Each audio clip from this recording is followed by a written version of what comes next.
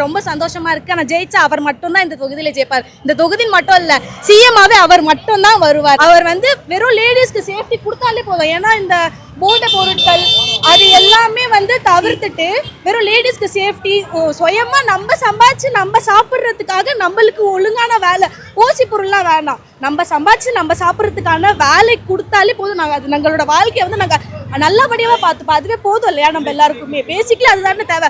ஒரு வேலை, நல்ல சாப்பாடு, நல்ல உடை, அது இருந்தாலே நம்ம வாழ்க்கை நம்ம நல்லபடியாக பார்த்துப்போம். அது கரெக்டு தானே. சைல்டுஹுட்லேருந்து விஜய் ஃபேன். விஜய்னா எனக்கு அவ்வளோ பிடிக்கும். இங்கே பாருங்க, ப்ரெக்னெண்ட்டாக இருக்கேன் நான்.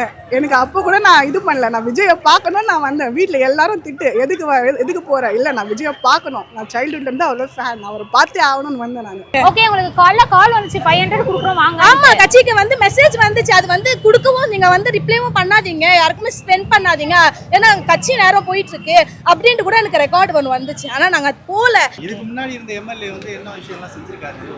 எம்எல்ஏ தெரியுமா? எம்எல்ஏ யாருமே எங்களுக்கு தெரியாது இருக்கும். இப்பதான் விஜய் அவர்கள் வந்தா எல்லாம் ஒண்ணுனா வருது வெளியவே. விஜய் தான் சொன்னதை செய்யணும், அது போதும் எங்களுக்கு, வேற எதுவும் வேண்டாம். அவர் ஒரு இது பண்ணணும், அவ்வளவுதான் எங்களுக்கு.